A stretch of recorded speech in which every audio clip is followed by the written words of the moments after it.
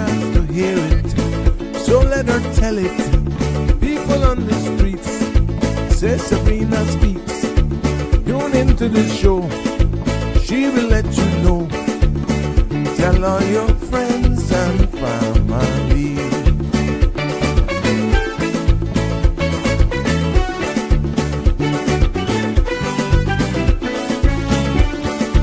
Real talk is no joke. You get the news straight up from grassroots and concerns. You hear with some people gone. So tell all your friends to tune in to Good evening, Cayman. I'm Sabrina Turner, and welcome to Sabrina Speaks, your daily dose of clarity, truth, and community insights. Every weekday from 5 to 6:30 p.m., we're tackling the issues that affect you. From national headlines to grassroots concerns. Whether you're in traffic or winding down your day, this is your chance to hear it straight and speak your truth. So buckle up, Cayman. We're not holding back. This is the show. We gotta let you know. Now we got to go.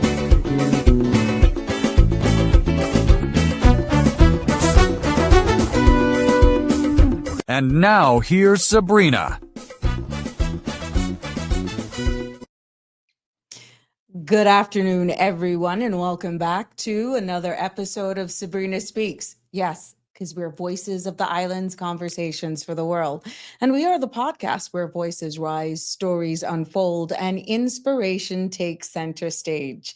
It is a pleasure to be back with you here this evening. And today's episode is brought to you in proud partnership with International Lighting. And I am pleased to actually have International Lighting as a sponsor of the Sabrina Speak show. And they are really International Lighting, a Caymanian gem celebrating 39 years of lighting up our lives, literally and figuratively. So whether you're refreshing your home or adding flair to your construction wardrobe, they've got specials all week long on everything from bed and bag sets to Turkish area rugs, indoor, outdoor lighting, bathroom accessories, and even those neon colored polos and t-shirts. So I encourage you to visit Ed's Plaza. Yes, you may recognize this building. That's 194 North Sound Road, and they're open from Monday to Saturday, 9 a.m. to 6 p.m. Or you can give them a call, 949-8211 or 949-5141. We want to thank them for their kind sponsorship. And yes, it is a happy Tuesday. How is everyone doing? I hope you've had a good day. And again, let's say what it is for Tuesday. I'm always about inspiring because today's topic, as you know, we are going to be getting an update on the gray area. We're going to hear more about the post-launch reflections, get a personal update from Oscar and his wife, Melissa, and definitely community activation. So I'm hoping your Tuesday is going great. Trust the journey for T. U, unfold your strength. E, embrace today with hope. Stay grounded in gratitude. Do everything with intention and accept what you can't control. Your faith will lead the way. And those represent each letter for Tuesday. And I hope that this uplifts somebody today. Yes. But I'm happy to be back with you. Lots of going on. Lots are definitely going on here. And hi, Shaq. Happy Tuesday to you. Good to see you as always. And just to bring you up to speed, there was an MVA on Fountain Road in West Bay involving a motor vehicle, a motor car, and a motorcycle. What information has is that police are still on the scene and looking at that. And just before coming live as well, I noticed and I'm going to share this information here for all of you, that Ford has a recall. Yes, Ford has a recall, and it is involving that's 1.4 million vehicles. And that recall is over a rear view camera display, either blank or distorted. So I'm going to share what makes and models here are impacted by this, because we're keeping it real here. And these are American-made vehicles. So you're going to see the makes and models here that are impacted. But I thought that that was important for me to share here with all of you. What was found is that the part was found in a slew of Ford. This includes from Lincoln to Expeditions to Lincoln Navigators, and you can see the years right there for you. So feel free to double check the make and model of your car, and especially if these vehicles and vans, Mustangs, due to issue with the rear view cameras. And, they're making sure that you can get these done. And the issue is with the rear view cameras installed in some Ford and Lincoln vehicles can result in a blank or distorted or inverted image as drivers reverse. And because of that, the recall will impact 1.4 million vehicles in the United States. But because we import a lot of these vehicles as well, either you're doing it by yourself, you need to know. So make sure that you look. And apparently Ford said that it is aware of 18 accidents related to this camera issue, but none have resulted in injuries. Nevertheless, I have shared with you what models are impacted by this Ford recall. You may think it may not impact you, but we're definitely going to make sure that we keep you engaged here. So yes, that's what we're all about. And like I said, today's episode of Sabrina Speaks is more than just an update. It's a continuation of a story that began with lots of courage and a call for collective action. And I am pleased to have back with me today to give you the update, revisiting the Gray Area, a nonprofit organization, as you know, were founded by Oscar DaCosta and his wife, Melissa. And we will remember the powerful appearance that Oscar had here on this very same show, pretty much days after they incorporated their NPO, where he shared his diagnosis of brain cancer and the vision behind and the purpose behind his movement or their movement. But the Gray Area, they advocate for individuals living with cancer. And he was diagnosed with having a brain cancer. He suffers seizures and all that sort of stuff and other neurological conditions. So the Gray Area are advocates for all of those and, offering not just support, but also dignity, having the informative dialogue and give people hope. So this Saturday, I shared a little photo with you. This Saturday gone, September 6th, they had their official launch, and today we'll reflect on that milestone and hear how Oscar himself is doing, and we'll explore what that means to our community moving forward. So I am going to make sure that I invite my guests in here. 1 second. Let me get my people here. Yeah. But I want to thank everyone for keeping it locked and thank you for all of the feedback that I'm getting based on the topics that we're presenting here, and continue to keep it real with you at all times. And we appreciate all of the support that you give us. So without further ado, let me welcome in studio with me. Good evening, Oscar and Melissa. How are you? Welcome to the show. Hello. Hi. How are you all doing? Recovering from Saturday night, I'm assuming?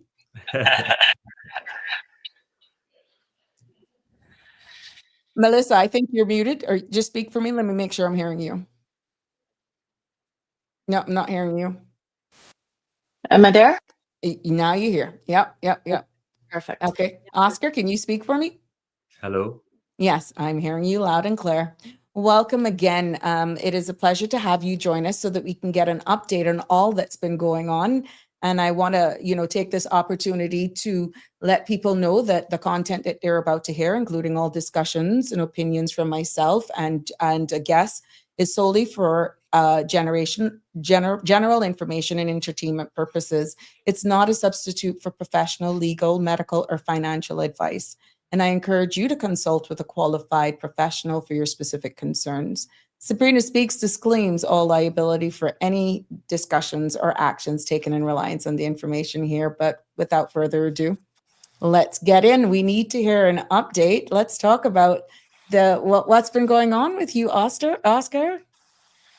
Sabrina, I'm so happy that we launched the party our NPO is officially launched now. Cannot wait to start giving back to this island Yes. for What? everybody with neurological issues. Everyone, Mhm. Caymanians and residents alike. Right. Right. Now, since your last visit here, you mentioned this launch on Saturday night. How are you feeling now that it's real and it's now public? How are you feeling? Actually, very enthusiastic about it Mm-hmm. and Yeah. very, very happy. We're Mhm. now going to be able to make a difference. Good. Good. Now, looking back at the launch event, what stood out to you most? The fact that so many people, we sold out, Mm-hmm. and if the venue was bigger, we probably would have been able to sell even more. Mm-hmm. The fact that so many people were encouraged by us, thank you from the last show, Mm-hmm. You're more than welcome. realize how important this is for the Cayman Islands. Mm-hmm. Wanted to give back, Right. or to help us in order to give back, probably is what I should say. Mm-hmm. Yeah, the emotions on Saturday were almost overwhelming to me. I mean, the community, the support, the stories that people had been, sort of keeping underneath their skin and walking up to me and saying, my daughter has had seizures her entire life, and Mm-hmm. we've struggled to be recognized, and we struggled to have her being recognized at school, and everyone was scared of her. And just the fact that you're bringing this to light was just such fuel for the fire for the board. I woke up on Sunday morning and I pulled up my laptop and was immediately working, and Oscar just yelled at me for it. But it's just so inspiring to be able to, actually start to put into place what we've been talking we want to do. Mm-hmm. Any moments that felt especially affirming, or I know when Oscar spoke, everyone was it was like a magnet. It was just like a different feeling in the room. But any other moments that felt especially affirming? But when I saw you, And that was strategic. I deliberately did that. I came in and I went to the back. I said, "This is Oscar's moment," and it was amazing how much people recognized me and remembered the show. And thanks. And they were looking forward to. They were just happy to be there. But yeah, that was a moment, and I'm just so happy that from inception that this platform, and definitely Sabrina Speaks, were able to do our part in helping you propel.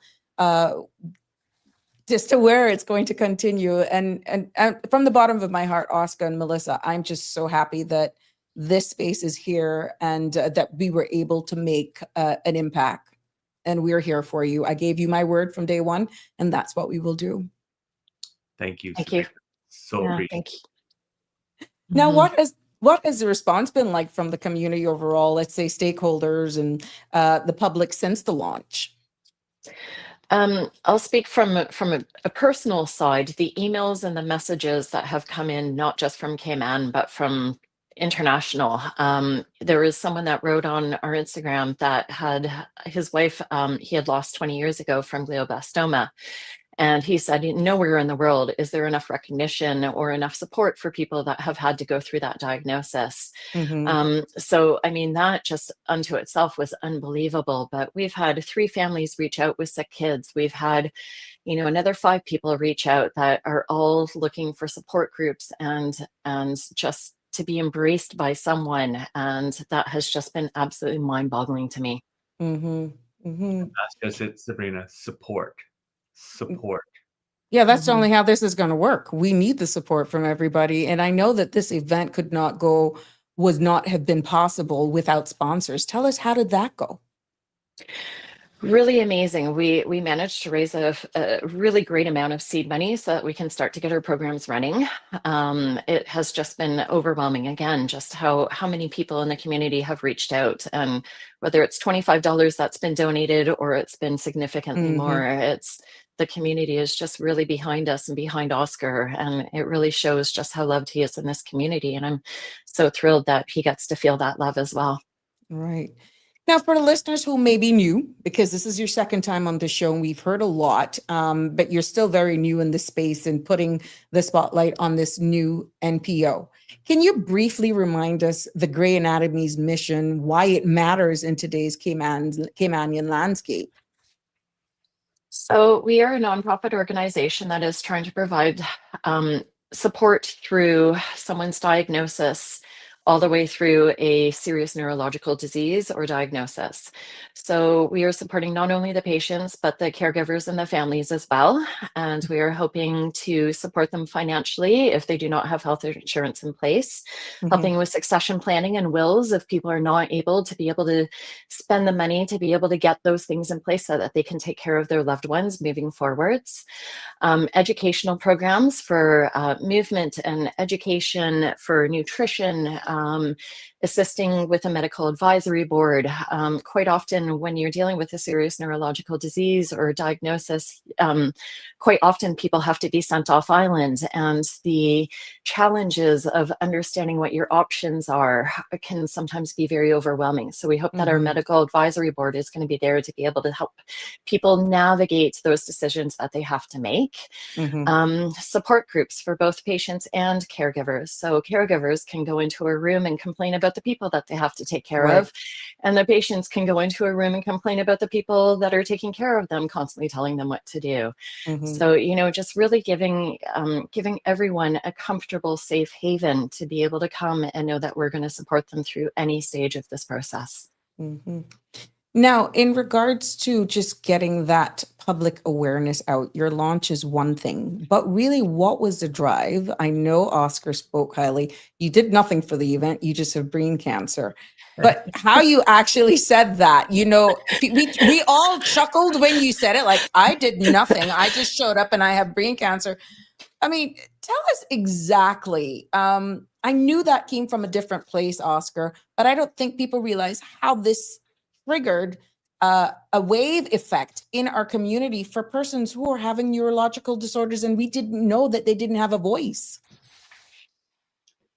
Well, Sabrina, again, I'm repeating from the last show we had. When I was diagnosed and went looking for support, not financially, but guidance. Yeah. Let's use that word, guidance. There was no place to turn, or anyone to say, well, try to go to this support group or go to see this therapist. It's hard when you get a diagnosis like I got. It's a punch in the stomach is what I say. And there's one thing with doing your medical treatment, but there's also the mental health and stability afterwards, and just a bunch of people that have an issue, be it cancer, stroke, neurological issues, type of group of people come together and speak about it and just, you know, vent, if you will, is wonderful to be able to do. Right. And I want that to be able to happen here for the people of the Cayman Islands that are going through any neurological issues.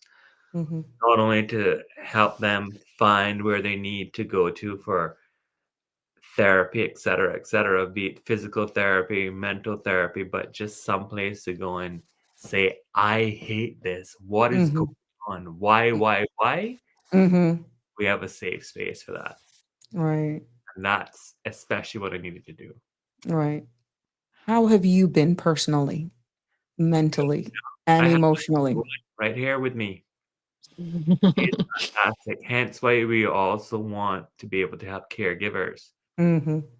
Because it is a situation. Case in point, I cannot drive any longer because I'm prone to seizures. So just from a safety perspective, I don't drive. So not only is my wife is my caregiver, but she's also my chauffeur. So that loss of independence as well. Right, because you're an independent person. You're a go-getter. I mean, you know that. You were always, if you're not ripping up a dance floor, you were somewhere in the world. And that's another great thing. Last time I was waiting to be cleared to fly. Now I'm cleared to fly, so I'm flying all over the world. Oh, wow. Yeah. Yeah, that was a bit that I got to be honest with you. I held my breath. Like when I know you had to make the trip to Tampa, I held my breath, and then that went off without a hitch. And then you did a longer trip. London. What was going through your mind? I mean, you must have this thing of faith that, you know, just breaks everything. You got medical professionals scratching their heads, right? Yeah. What was that like?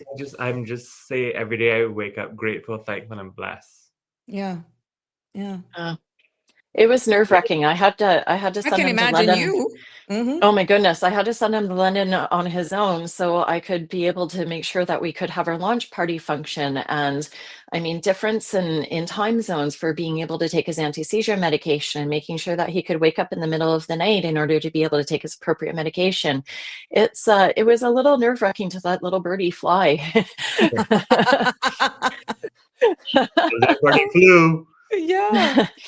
But I think that's one of the most challenging things as a caregiver, especially when you're living with someone that is as sick as Oscar Mhm. is to still allow them to have their autonomy. And as a caregiver, and I'm a doer and I'm a protector, and I want to do everything for him. But that does him no benefit. And it's really challenging as a caregiver to occasionally step back and say, like, you know what, he's going to be okay. And if he Mhm. isn't, that is also going to be okay because he still has to continue living his life as an independent human being. Mhm. And it's really challenging as a caregiver to try and figure out how to negotiate through where do you give those little leniencies and where do you try and protect them as much as you can. Mhm. Now, what keeps you grounded, Oscar?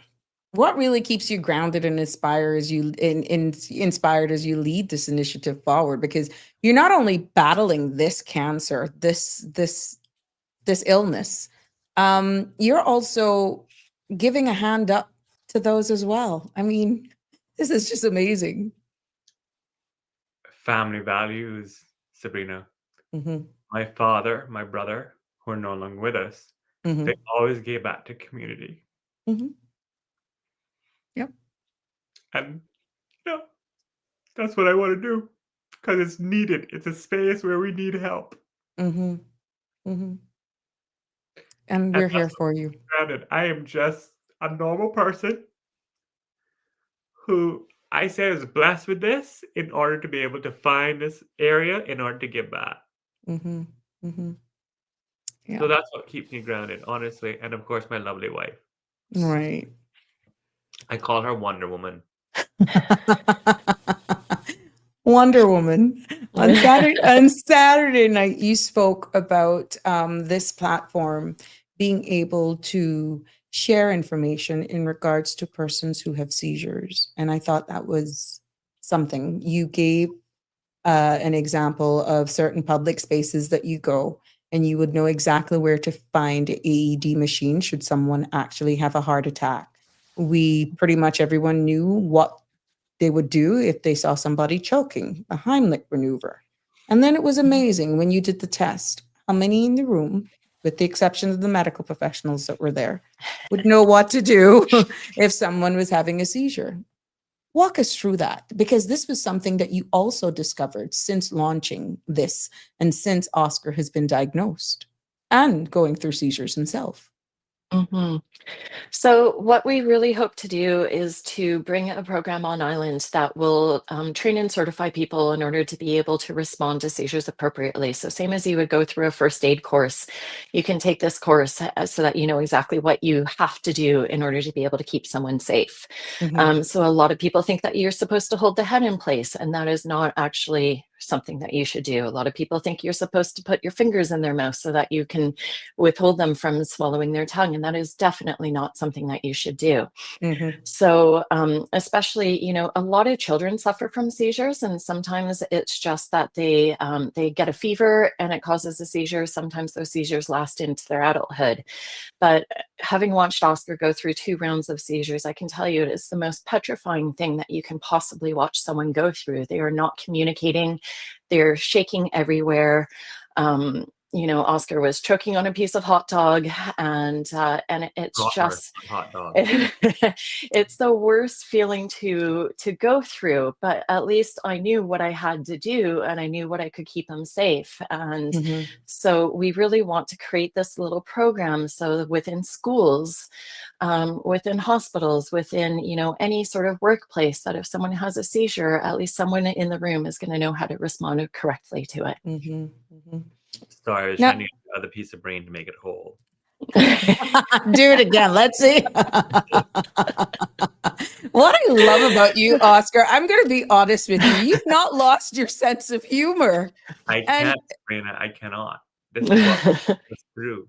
uh-huh. And let me And tell you, the wife and I, we banter off each other all the time. We laugh. We laugh.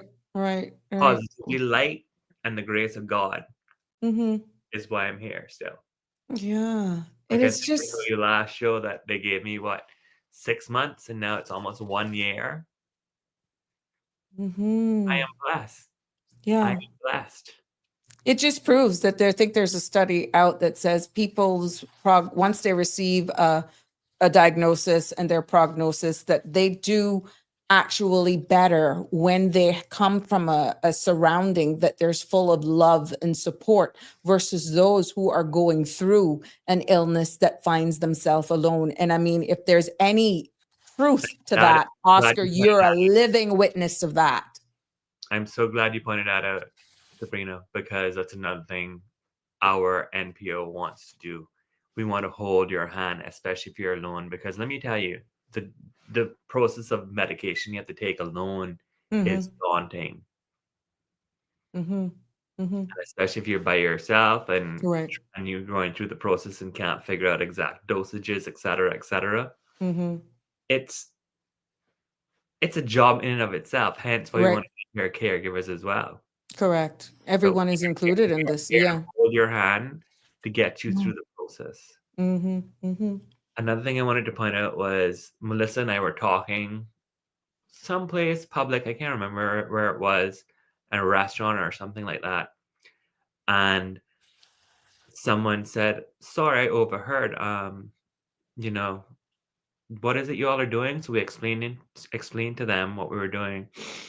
And he was a parent who said, "Please educate. Please also do talks with educating everybody, because I was in the airport in Miami taking Mm-hmm. my child for their birthday, and he just ended up having a seizure, and I did not know what to do."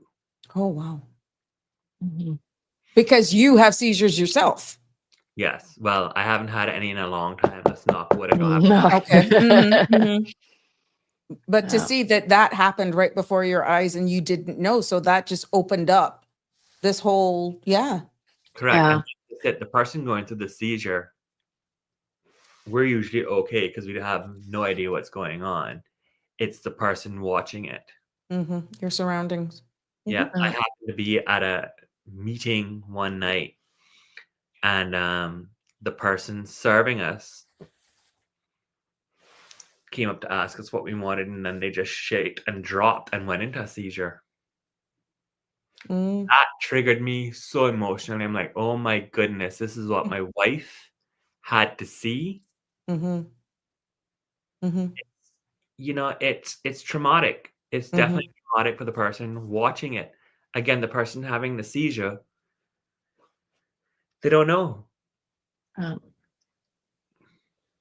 And seizures are so much more prevalent than we realize. It's unbelievable when you actually talk. It's almost like everyone's dirty secret. Like, oh, I've had seizures, or I'm on medication for seizures, and it's really people don't like to talk about what they deal with in their day-to-day lives, and Mm-hmm. and it is a dirty secret. And we're really hoping that we bring this to light a little bit more, so that people will feel like that it doesn't matter where they are, they can be safe because people understand what's going to be happening. Mm-hmm. Now, I know it is what it is, and all attention is on the patient, Oscar. But as a partner, as a friend, as a founder, Melissa, how are you? I'm one of those people that when I'm really against the ropes, I just keep on pushing, and I keep on trying to distract myself into doing something that's going to just be something that I can control when I'm in an uncontrollable situation. And we've had a rough month with Oscar and trying to fight for another round or two of chemo with insurance, because insurance didn't want to give him any more. And the reality from a What do you personal mean? stand, What do you mean insurance didn't want to give them anymore? Yeah, so Oscar, because he went through the initial standard treatment of the surgery, the chemo and radiation, and then the chemo alone for 6 months, was not able to get into remission. His tumors have been slowed down in terms of their progression, but they did not actually go away. So, according to assurance, they have wiped their hands clean and they have done everything that they are required to do in order to be able to treat Oscar according to his insurance policy. What? But Correct. because, Basically, sorry to interrupt, my love. No, no, Mhm. no, no, no, no, no, no. We need to talk. This space is a safe space, and I need you to talk. So, Mhm. because I was stage 4 glioblastoma, which basically means it's there and nothing has changed, I did the typical protocol, so that's it. Mhm. If I was stage 3, Mm. it continued for a much longer time. I think another year, in fact. Mhm. So it's almost like they're throwing in the towel at you Correct, because I got stage because 4. you're a stage 4. You're dying. The algorithm and the math doesn't work for the insurance companies. So we've spent the last month fighting with the insurance companies, and Oscar is obviously very cognizant and very functional and still very physically strong. And it was explained to us that another round or two of chemo is not necessarily going to expand his lifespan, but it will improve his quality of life. And we all came to the consensus between his oncologist, neurologist, and Oscar and I that the risks are considerably higher by pushing through chemo for longer rounds because he has had some fairly strong reactions to it. He is allergic to the chemo that he's taking. Mm-hmm. But Mm. if it means that we get another month or two of really high quality of life, that, in our opinion, is worth the risks that we would take by doing more chemo. So it was granted. He gets another round on Wednesday, and we'll see how he gets through that. So you're literally doing this step by step based on your ratings, and someone administratively, despite you paying all your premiums for years, you get diagnosed and they've pretty much said because you're stage 4, you're on your own. So Pretty much. he had a 2 million rider on his policy, and we haven't even gotten anywhere near 1 million. But the math doesn't work for the insurance company. So, we have some phenomenal doctors that really put in a really strong case, and we're very, very thankful that the decision went in our way. And if there's serious ramifications of the chemo, then we'll deal with that. So, that's what we'll do. But at least we know that we have a chance of slowing the progression of these tumors for a little bit longer. Yeah. Well, my argument was it's maintaining me and my quality of life is wonderful. Right. I do my labs every week or every other week, whatever it is when I'm on the chemo, and my organs are fine. Mm-hmm. Yeah, like I said, I just got brain cancer. Mm-hmm. Yeah. Stopping me to maintain.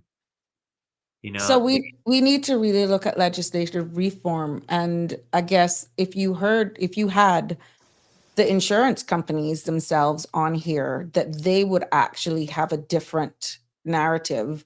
And we had we had another episode here before you, and she was trying to break it down how insurance works. I think after this, we need to bring her back to just dissect that again, because it was a lot to understand. But when you look at dignity and when you look at you're paying all of these premiums, and that was one of the conversations that came up. Just when you need them, they're no longer there. And now you're left fighting for a chance because you never know when could be the breakthrough. One medication, doesn't matter what stage you're at, it's hope. Correct. Where there's life, there's hope. And for what you're describing to me, you're not given that because of your rating. Yes. So your only other recourse is possibly looking for cynical for supplementary insurance, or doing awareness like this and coming together in one voice to cry for possible legislative change. But that's so delicate. You shouldn't have to be even dealing with this because you're trying to get better, to prolong your life. And now you're fighting this. We had a meeting with a neurologist today, and at the end of the meeting, he turned to us and he said, one of the things that I really hope you guys are going to be able to do is to come with me and fight with these insurance companies so that we can start giving these patients some dignity. because Yes. he sees situations where people are in basic health insurance and have the worst of the diagnoses and cannot afford to treat themselves. And that, from a human standpoint, is just so wrong. And so Yeah. if the insurance company isn't there, there at least has to be nonprofit organizations and government and legislation in place to ensure that everyone has the dignity to be able to deal with what they're dealing with from a medical standpoint. Oh, wow.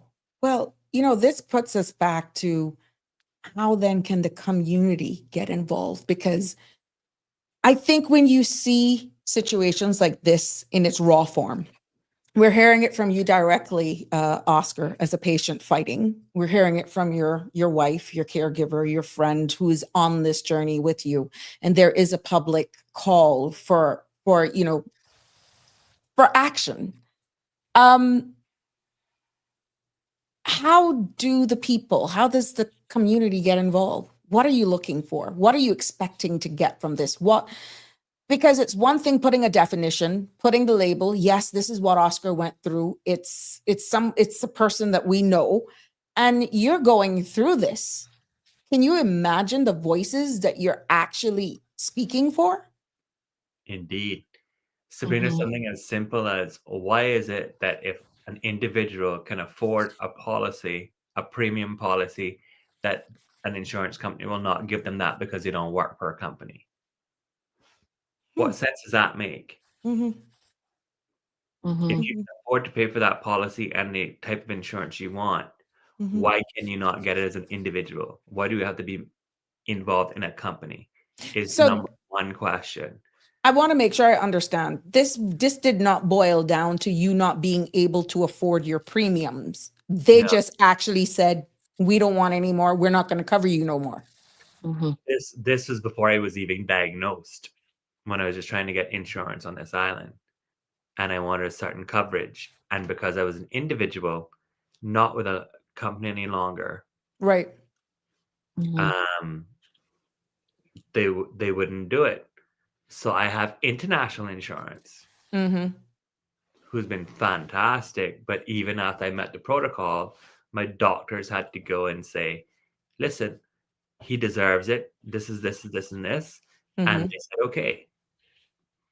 But I'm talking about the local insurance providers here. Why is it that if you're not working with a company, you can't get a premier coverage, for example? Mm-hmm. Mhm. For me, I have my own health challenges, and I've been full-time caregiver to Oscar for the last 10 months, and I have to have health insurance as well.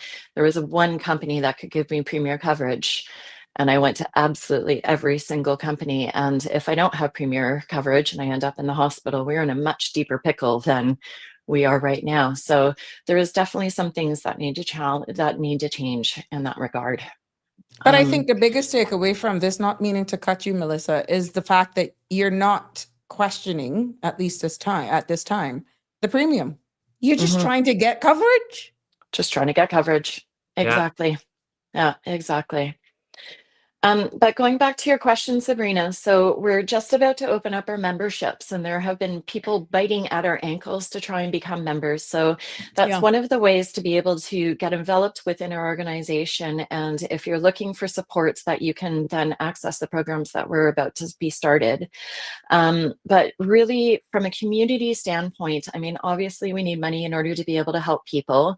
But from a community standpoint, we really want people to start talking to one Mm-hmm. another, to really start recognizing the people that might need just a little bit of extra assistance or a little bit of extra support. We want to have Mm-hmm. people feeling comfortable to be able to say, hey, I have brain cancer, and it's okay that I have brain cancer. And there's a lesson to be learned from this. Right. We really, I always say it takes a village to raise a child, and it takes a village to get someone through a really serious health diagnosis. Mm-hmm. And we want to create the community within the gray area, but we also want to really make sure that we have that general community, not just with the other NPOs on island, Right. but everyone there to support the people that are going through some really bad days. Mm-hmm. We have a caller. Good evening, caller. You're live. Good evening, Miss Sabrina. Good evening, Oscar. It's Shiv. Forgive me, I'm very nasal. I'm sick myself. Oh, wow. And I tuned in a little bit late. And Oscar, and to your wife, I am so sorry. I don't have the words. And I'm so sorry. I'm really just so sorry. But to continue to hear the insurance debacle in this country, I had to call in. I myself have a son who's sick, who I had a huge issue in 2020 with the health insurance, which still plays on till today. And it's quite sad. No, I mean, the issue that you just brought up there, that unless you're tied to a company, it has nothing to do with your ability to as to whether or not you can afford the insurance premium. You can't get on a premium plan. And let's not talk about the shit plan. It should be called something else, but I won't say that. Can't say that on TV. Yeah, I don't try to behave myself a little bit today. But it's quite a shame, and I myself have gone to bat with the Health Insurance Commission, with the insurance companies, to cover simple things as birth control, to increase the benefits for mental health treatment, for wellness treatment. And again, we find ourselves back at the same place. And I'm sure that you're going to say, if you already haven't, again, forgive me, I've tuned in late, that you're going to say, prior to this diagnosis, you lived a very relatively healthy life, and you had zero issues, and you weren't a person that was going to the doctor to check your toenail. And now you're finding yourself in a mess. And unfortunately, the problem is with this whole entire thing, it requires legislative changes that I just don't think anybody is willing to tackle. And it's unfortunate. And it's unfortunate because it doesn't get any attention until it affects someone that's sitting in the LA, their family, themselves.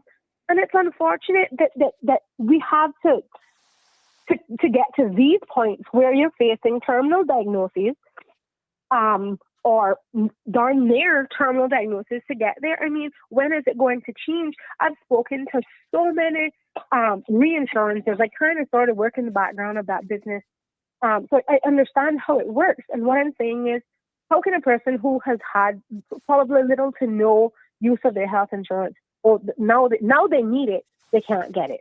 Or now that they need you, well, they're going to pick and choose what they're going to cover. First of all, we are on an unhealthy insurance product for the jurisdiction. This 80/20 does not work. I'm currently pretty ill myself. I mean, I spoke to the pharmacist about an out-of-pocket on a medication. My out-of-pocket is $376. I take that medication every week, once a week. That's $1,200. My insurance premium is $1,800. I may as well not have insurance. And I mean, again, and I hear you, and I'm so grateful that, you guys have formed this group, but at the end of the day, I think the changes, like Sabrina said, have to be legislative. I think I'm sick and tired of everybody getting up every year campaigning on what they're going to do about insurance and nothing happening. And like your wife said, the doctor said, like, we need y'all to fight with us to fight the insurance. I am here. I am willing. I am able.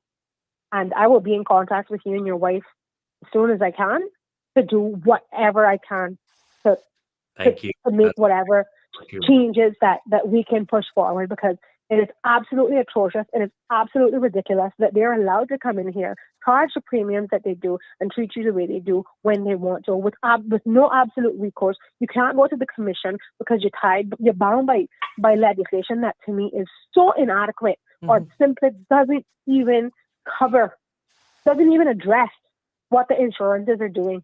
And there's no recourse. There's no recourse for it. And you kind of left with your hands tied, like insurance is supposed to be assurance, but it's not. It's not. And the 80/20 that we're currently on simply does not suffice. In 2020, my out-of-pocket was $86,000. Oh, wow. That was my out-of-pocket, right? And you kind of like, what? But you had insurance, and I had premium. Okay? And then, God forbid, if you happen to get a new job, you get told by the other insurance company that, well, actually, that's a pre-existing, and we're going to cap the treatment. Yeah, we're going to cap treatment for that particular disease, disorder, whatever it may be, and we're going to limit the amount of what we're going to cover. Then why the hell do I have the insurance? Yeah. Then why the hell do I have it? It sickens me. It sickens me to know that these things are still happening year on in and nothing is being done. And every 4 years, somebody gets up there and promises all of these massive changes to insurance and nothing gets done.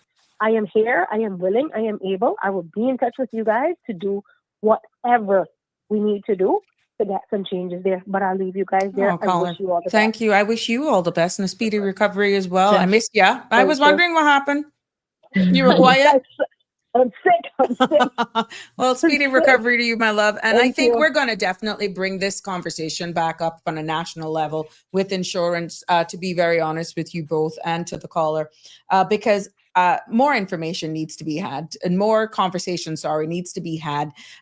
We talk about consumer protection and all that sort of stuff.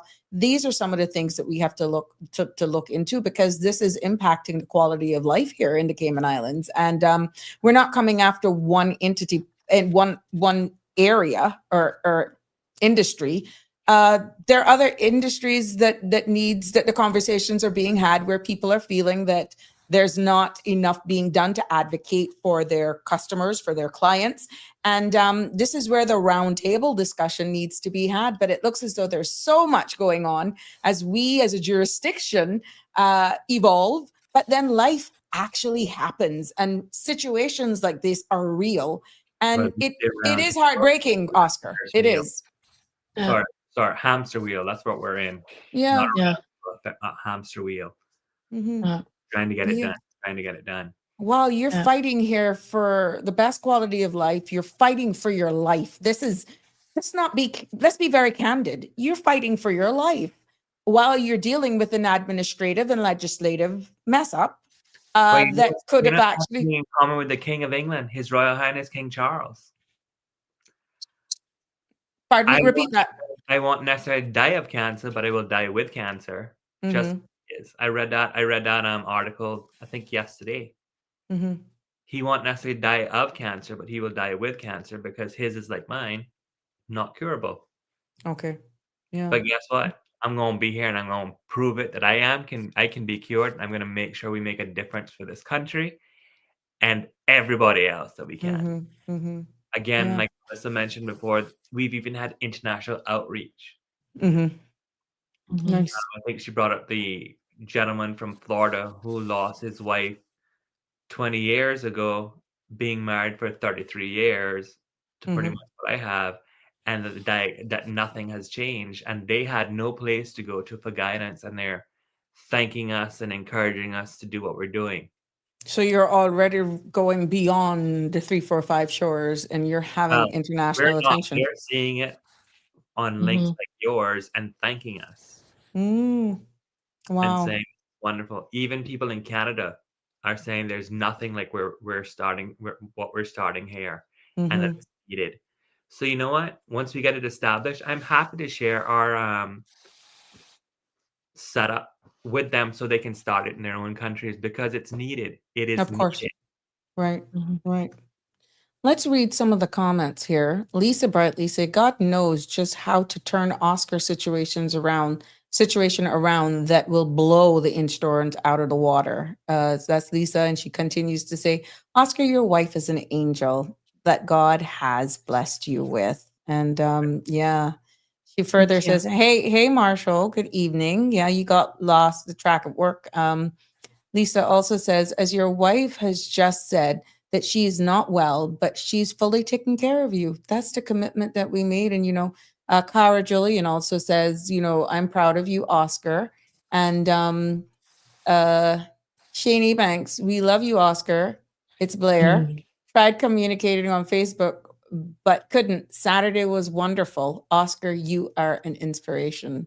And so there you got. And I'm quite sure as we continue here in this space that because people join this podcast at different intervals, you will see other comments as well. But just break down again for the sake of those. I got some pictures here. Can you explain what's here?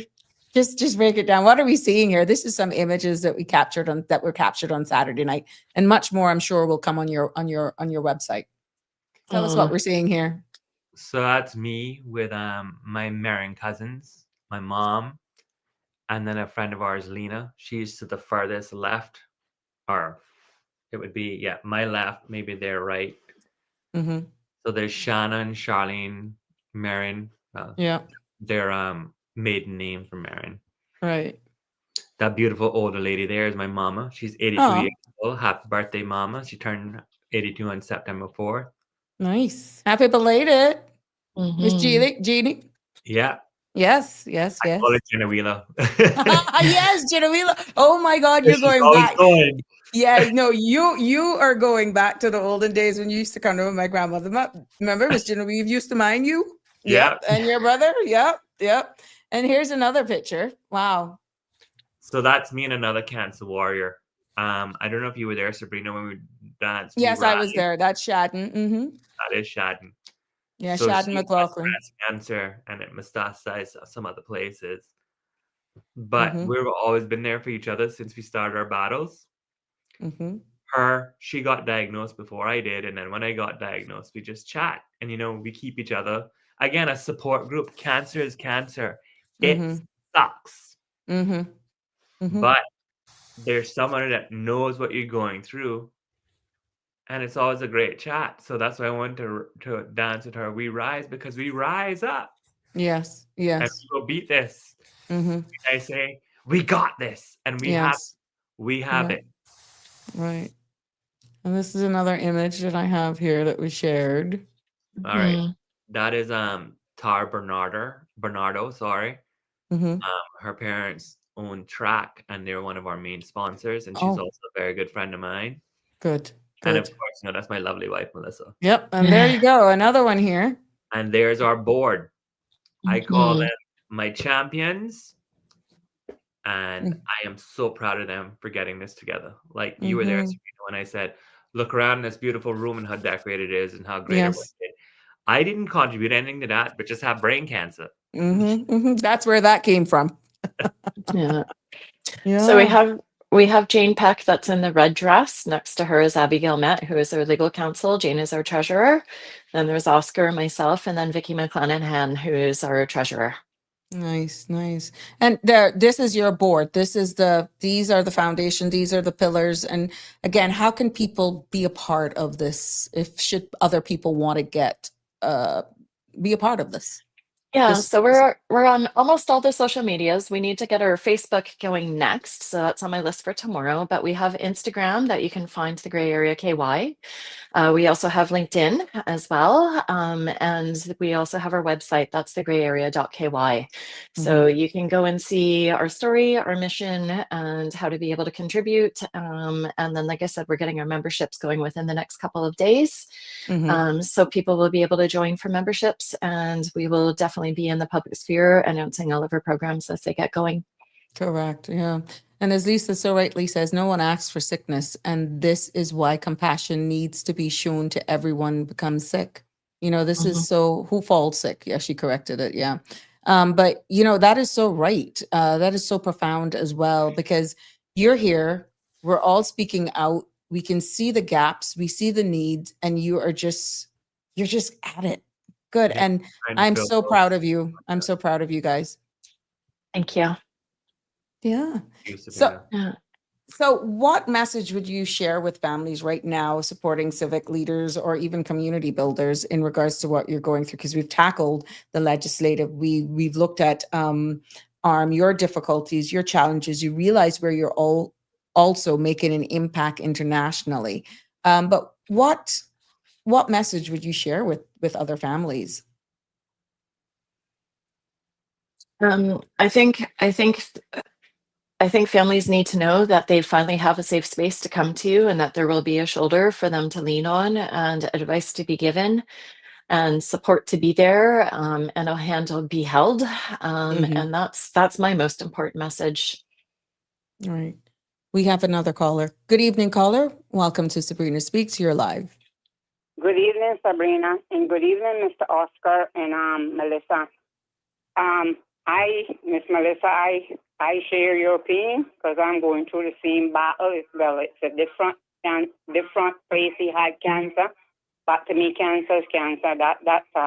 Once you hear that name, to me, it don't care where you have it, it's all the same. But I like how Mr. Oscar think, and you're gonna make it, Mr. Oscar, because you're blessed by the blood of God. Just how faith God can move mountains, and they're telling you about there's no cure, but God can cure you. And I feel that you got faith. I know your mom is a good person, and like I say, don't even mention insurances. Because I kept saying after the other day, insurances are crooks. I don't care whether it's house, health, or car. They are crooks. This another thing. I didn't really want to talk about them because I had so much bad experience with them, with house, with health, with everything. So don't just don't make them get under your skin, because you're gonna be covered, or you covered by the blood of God. Believe me, have faith. I like how you think and whatever, and you're gonna be okay. I'm praying for you, and I know God can move mountains. Thank God they claim that my husband is gone, but then, like they say, it's a chance of it reoccurring in some other spot, which I am almost sure that that's not going to be the case. I won't know now what's going on till when he do another scan in October, but I have faith, and he's going to be okay. And so as you guys, just press on and just trust in God, and you're going to be okay. Believe me. Thank you. He can cure you. Yeah. I really hope your husband keeps his positive attitude as well, because that gets you through a lot too, man. He gonna cure you, because I didn't think that they were gonna tell me that my husband was gonna need it, because he had vocal cord. He had it in his throat. But so far they say, because he did radiation and chemo 8 weeks, and like I said, I know the feeling, because I've been there. Me and him been together 50 years, and I stuck by him. I even slept in the hospital. That is radiation. That mark. Yeah. I said, if you see this right here, that's my mark from radiation. Okay, but thank God he not got no mark. He only got a mark from this old, because they had to put the track in his throat. So he got a mark, and then they had to put the pack in his belly because of the throat he couldn't eat. So they had to feed him to the tube. I'm not even worrying about that, because he come a long way. If you had seen him, I thought he wasn't going to make it either, but I wouldn't give up on faith. I kept praying, and people keep praying, and like I say, God can move mountains, and it's not easy, because like I tell Miss Melissa, I feel her pain because I've been there. I've been through it too. So just don't give up. They said, the saying goes, don't give up till you turn belly up. Well, you guys not going to turn belly up. You're going to make it. Just pray and just keep the faith. Thank you. Such kind words. Thank you so much, Michelle. Yeah. As insurances, there's something else. I didn't know about mention with them. They're not ready. Then people, they're all crooks. Don't care what it is. That is health, life, or car. There's another story. You need to close them down. Thank you so much for your contribution. Okay, bye. Bye-bye. Now, Oscar, you've said that you've shown the scar. Turn it again. Let's see. No, it's not a scar. It's more of a mark. That's radiation. Yeah. What is that like for someone understanding? I mean, can you describe what that was like, that experience was like for someone who don't know or haven't had anybody to go through it? Well, it's a laser that's direct. So there's a mold that they make of your face to keep your head and everything still. And then they precisely measure where they need to target. And it's basically a beam that goes in. And you can listen to music sometimes too. That definitely, I'm sure, kept you going. Trying not to dance on the table. Can you imagine? Yeah. How do you do that with someone who enjoys dancing? Sorry. What did you say, Oscar? I said, soca not seizures, soca not Yeah. Now, from your perspective, why should Caymanians pay attention to the gray area? Any one of you can answer this. I just think that cancer here is so prevalent, and there's a lot of people that are having neurological issues. So go look us up online. Strokes are prevalent. Brain tumors are prevalent. Again, like I said, we had 3 families reach out to us because predisposed genetic disorder their child is having, and may go into seizures and want education on that, or people who have seizures period or epilepsy prone to that. Mm-hmm. We are here, and it is in the Cayman Islands, Mm-hmm. and Caymanians have it, not just residents. Right. Mm. Sabrina, I think in the last interview, I talked about how if you want to buy a blue Honda, you drive down the road and all of a sudden all you see are blue Hondas. And I think what's been most startling for us is we felt so isolated when Oscar got diagnosed that we were the only people in the world or in Cayman that were dealing with such a situation. And it's amazing when you start talking to other people, you realize just how small the degrees of separation are and how many Mm-hmm. people have been affected by a stroke or their family member having a stroke. And it's just, I think the response has been overwhelming at just how many people have been personally touched by serious neurological disease. And I really hope that, if you've lost a loved one over the last years, that if you want to come and talk to us in a support group, that we are still there for you. It doesn't matter whether it's a recent loss or it's a current situation, or if it's from a long time ago, that there is still support here for everyone. Mm-hmm. Mm-hmm. Now, what was your biggest takeaway as you observed Oscar on Saturday night, Melissa?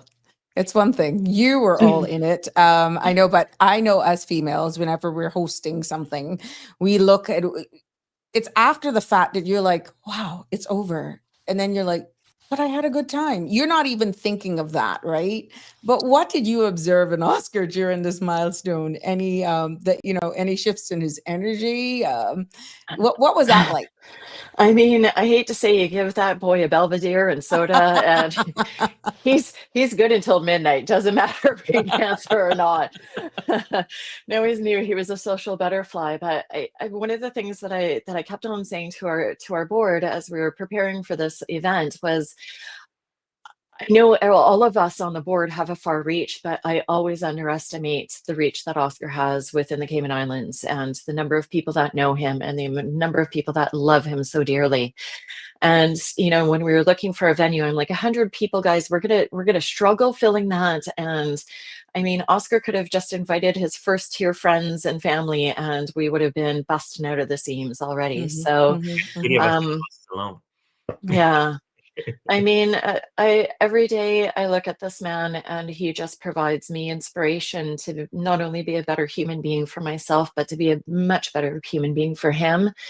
And then to also try and spread everything that him and I believe in as human beings to everyone else that we can help as well. Mm-hmm. Mm-hmm. Oh, wow. Moving forward, what is the biggest, what's next? Are there any other fundraising events? What's next? We've got some rock and roll bingo coming at the Foundry in November. We are going to start working on a golf tournament as well for the new year. We've decided we're not really the gala people. We would rather keep things a little bit smaller and a little more grassroots. So we're hoping to do a couple of kind of smaller events at Morgan's or some of the other kind of, smaller venues, just to be able to fundraise some money. And then we're really hoping to be able to get some education programs running as well. So talking about nutrition and movement and that sort of stuff, and being able to kind of involve the community of all of these allied health professionals that have so much to offer to health, Right. on top of what the medical world can deliver. Correct. What happens in the cells is, in my belief, 25% of what health is. And the rest of the 75% is about love, community, food, movement, positive mindset, mental health, all of that sort of stuff, I believe has so much more power than what the doctors say, this is what your prognosis is. And so we really want to be able to incorporate that. It's about all of the wellness in order to make someone happy and And also healthy. the power of positivity. Yes. Mhm. When I take my chemotherapy is orally taken, not by the port. Mm. So guess which song I put on? What that is? You ready for this now? You ready? Sure. Oh, yeah. Celebrate good time. Instead of come on, I go chemo. Again, anything to make it work, Oscar. Anything. Anything. right? You Yeah. like that Exactly. body to celebrate good times. Emo. We got another caller, guys. Got another Oh. caller. Good evening, caller. You're live on Sabrina Speaks. Hi, good evening, Sabrina. How you doing? Fine, thank you. Hi. I am not. I mean, I totally. No, I'm sorry, guys. I think a few of us signed on late. Just to give us an update, who is Oscar? I'm sorry. I mean, I think a few of us signed on late. So Mhm. Oh, okay. Sure, no problem. They can recap the topic this evening. We're putting the spotlight on the gray area. Oscar DaCosta has been diagnosed with brain cancer, and the gray area, which is an NPO, launched did their official launch on Saturday night. So we're not only getting a personal update from the patient himself and his wife, who are founders of this NPO, we're actually giving a recap of everything that happens, what they've learned along the way, and some of the challenges that he's facing with insurance coverage, and how even getting treatments now is almost on a pay-as-you-go basis, because the insurance has said, no, you're stage 4 cancer. We're not gonna give you anymore. And this is why they become advocates now for persons who are going through neurological disorders, because he has seizures with his diagnosis.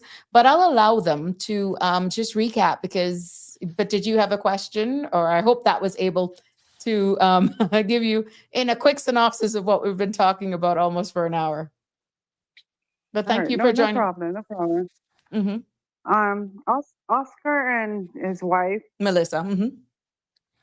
we got you. We got you. Whatever it takes we can fight for you. Don't worry about it. Thank We you. can fight for you. It's not fair because you didn't ask for it, okay? Mm-hmm. None of us ever But we asked. got you, Bob. Yet. Yeah. But it's all about turning that lemon into lemonade, and that's what I'm doing. Yeah, baby. Don't worry. We got you. We can fight for you. Oh, Thank that's you. so sweet. Thank you. You didn't ask for it, so there we go. Yeah. We got you. We got you. Thank you, caller. Thank you. Love you. Okay, good night. Good night.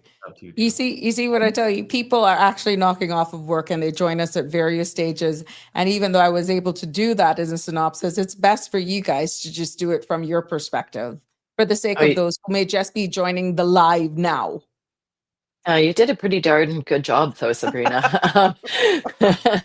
I was called by some of my colleagues a recorder. My former colleagues, they were like, oh God, she actually did that verbatimly. I guess it's years of taking interviews when I used to work in enforcement. But yeah, for the sake of those, again, just please, the gray area, which sometimes may actually, what is the gray area? I mean, we're going to be hearing a lot more about this. And I'm just so happy, like I said, that platforms such as this can actually help propel you, be the foundation for getting this message out. But how do you connect the gray area into exactly what you're doing without seeing Oscar's face? Good question. I didn't mean to throw you under the bus, but you get where I'm going with this, right? Yeah, I mean, I think just the message to get across is that our umbrella is extremely broad. So when we came up with the idea of starting this organization, it was because of brain cancer, and we had a couple of friends that were going through similar situations, and we're like, we need to be able to help brain cancer. And then we talked to a friend that had a stroke 5 years ago, and he was complaining about how there was no support for him. And so we were like, okay, well, maybe we'll just add stroke underneath our umbrella as well. And it really, the thing is with a neurological disease, one of the callers said, cancer is cancer. But when it comes to the brain, there's another level of challenge that comes with someone that's having an issue with their brains as well. So their processing speeds are significantly different. Their ability to answer questions and figure out technical things might be considerably challenged. Their personalities will change, and sometimes not for the best. So there is an additional layer of complexity when you're dealing with neurological diseases, and that's really where, you know, we want to make sure that everyone feels supported and included within our umbrella. Because, you know, when it does come to the brain, the perception publicly for people that have had their brains altered, and how people perceive them can sometimes really affect them as well. And so it's just important that, you know, that they can get together and they have someone else that understands what it's like to have someone go in and remove a part of your brain, or to have a part of your brain die and have a part of yourself die when that goes away as well, because you do lose a part of who they are when that gets taken. Oscar, have you recognized any, since that has been removed, any significant changes that you can identify yourself that is the old Oscar versus the now Oscar? Sabrina, I got fuller. No, man, don't call yourself that. No. It's true. Again, I keep You're it not gonna light. make you self-proclaim yourself as a fool. No, no. Again, I keep it light. I keep it light. No, honestly, supposedly I can't lift anything really heavy, and I must tell you the truth. When I try to pick up like a heavy suitcase or something, I can feel the pressure. Oh, really? Hence why you're not supposed to lift anything heavy. And of course, my Wonder Woman over there is like, "What are you doing? Let me do it." And I'm like, "But I'm a dude. I'm supposed to take care of you." Yeah. So again, going back to independence. Mm-hmm. Yeah. Wow. Autonomy. But you can feel when you lift something too heavy, you can feel the pressure. But cognitively, you're good. I mean, memory. Like they give you the good and bad scenarios with everything. So when I got my piece removed, potentially would have had short-term memory loss, maybe some long-term, and also maybe some vision issues. Well, you know, I was always blind. That's why I had to get these 4 eyes done from when I was like, what, 5 years old? I joined a club. I was told, you look like you're looking through your nose on your podcast. I just couldn't see because my prescription changed. But again, thank the good Lord. When I woke up from that procedure, I was telling him, take this out of my throat, the ventilator. And I literally sat up in my bed and I'm like, that's my wife. That's my mother. My name is Oscar DaCosta. I just had a tumor removed. I told them everything to show that I'm okay. Right. Yeah. To make sure I was okay. Yeah. So, I mean, it's quite scary. Again, I don't know if I covered this before in the last show, Sabrina, but when I was diagnosed, I had to leave the room to go to the bathroom. Because literally, as they would say, your pants. When you get a diagnosis like that, and I hadn't even had surgery yet. Oh, wow. It was a scan saying, oh, well, the swelling on your brain shows that you have a malignant cancer, and it either stage 3 or stage 4. And I'm like, what? You haven't even operated yet, and you're telling me I have cancer that's stage 3 or stage 4? What? And it was just as raw as that. Just like, just get it out. Because again, I prefer it that way. There's no sugarcoating. Tell me what you need to know. Yeah. And I will deal with it, or we will deal with it. But again, it's like a punch in the stomach. Yeah, because reality, it gets real. And there's no place to go to, because from that time on, had there been somebody, I would have gone to them and said, hey, what should I deal with this? You just give me breathing exercise. It's something to do. And process it. Yeah. Process it. However you want to call that word, or announce that word. Process. We got Michelma that called back. Good evening, Michelma. You are back live. But Mr. Oscar, let me explain this. I understand what you're always saying about the brains, and I know that your brains is a delicate part of your body. But you don't looking at you look healthy, and then you functioning, although you had the brain tumor. Because listen, let me just say this. My husband had seizures years ago too, or actually one seizure. He fell down by the way the market is now. You remember when they had the old farmer market? You probably know him as Billy Ray Martinez. You know him. You know him, okay. Mr. Oscar, that deputy fire chief. Yeah. You know him? Well, that's who my husband is. But right now, okay, he had that seizure, right? And they say that that long before he been diagnosed with this cancer, because he only diagnosed last year with the cancer.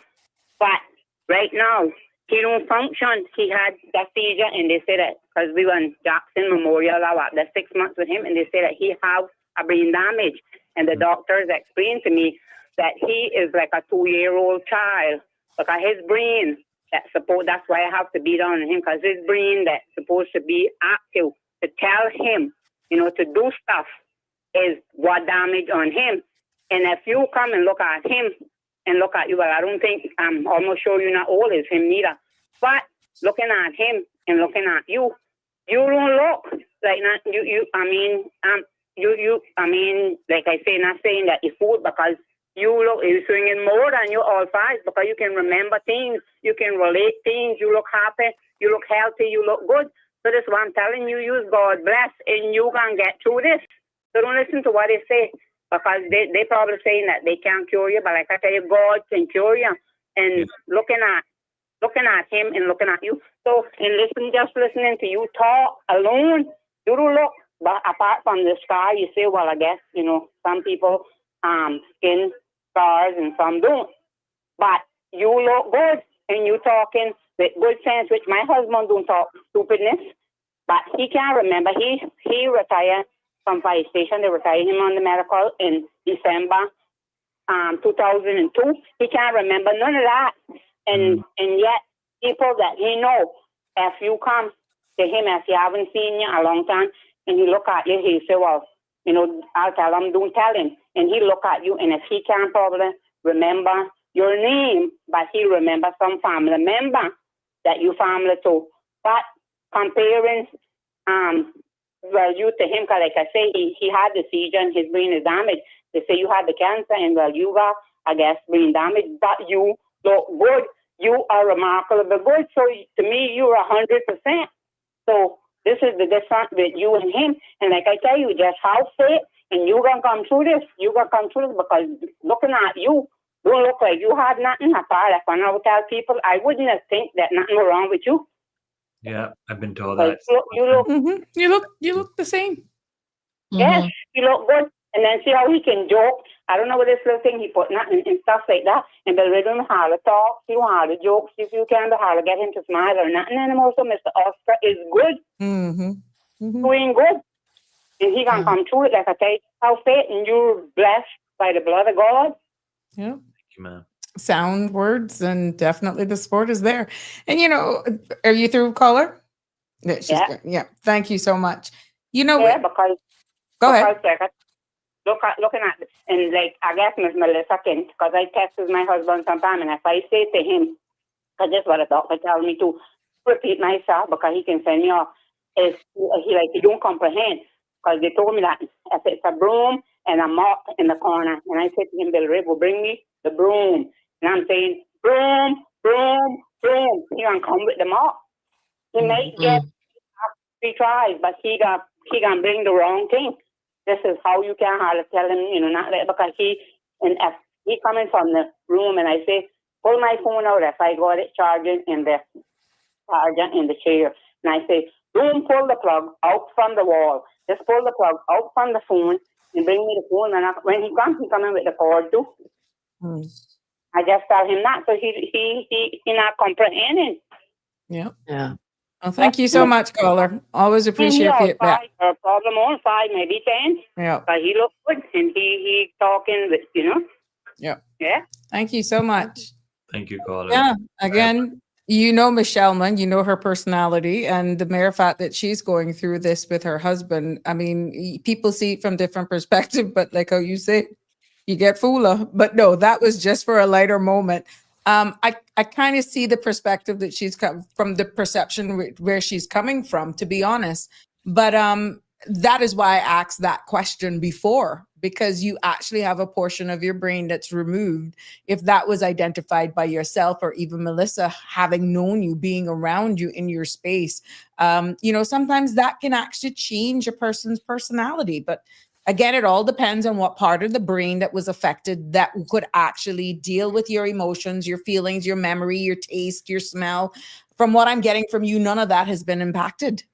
Well, I do believe maybe it's the drugs I'm on because I take a lot of pills. I Right. used to love broccoli. Oh, Sabrina, I'd tear up broccoli. It's nobody's business.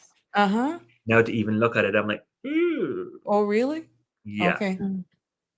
Yeah, I think that's the side effects of the chemo for sure. Trying to get Oscar to fill out a form, especially if it's on a computer, is extremely challenging. Okay. So all form filling goes to me now. Considering, so there's a term within the neurology world that's neuroplasticity. So even when I was learning anatomy 20 plus years ago, the belief was that the brain and the neurons were formed at birth and they do not change from there. And science and research over the last 15 to 20 years has proven that brains and neurological systems are actually extremely malleable. And if you remove a piece of it, that you can actually train the brain to redevelop those pathways to those essential areas that are involved with, cognition or taste or movement, that you can create some neuroplasticity in there, and that the brains are actually very malleable. So, through a lot of hard work and me just constantly pushing Oscar to try and push a little bit more and a little bit more, Yeah. I think we've actually managed to regain some skills that were a challenge for him when he was first out of the surgery. Oh, nice. You eat for your brain now, Oscar, do you? Have you changed? Has your diet modified, or you just eat whatever you desire? I eat whatever I desire. There's only one life to live. YOLO! But I do try to eat healthily or healthier. Like I said, I'd tear up and plate of broccoli once upon a time, but instead of broccoli now I'll do like cauliflower. Well, no cauliflower, sorry. Carrots, zucchini. That's become my new broccoli. And lean chicken. Oh, and Caribbean chicken and rice. Bring it on. Bring it on. Bring it Like on. that little rice and bean, that little pink potato salad too. Yeah. No, again, we have gone through this. We've explored this. We've learned the official launch of the gray area has already happened.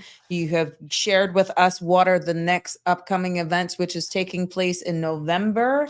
It's a bingo event. And again, for the sake of those who may just be joining us, Melissa and or Oscar, please, for the sake of our listening audience, you can do this. Let us know what's next, what's upcoming, and the floor is yours. Melissa. So support groups, the ability to join us as a membership so that you can either access our programs or just be able to support us financially. A golf tournament coming up next year, a couple little smaller swanky events in some restaurants to be able to fundraise some money. Some educational programs coming to the public sphere. That's where we're starting, and then we're going to see where the energy takes us. Okay. All right.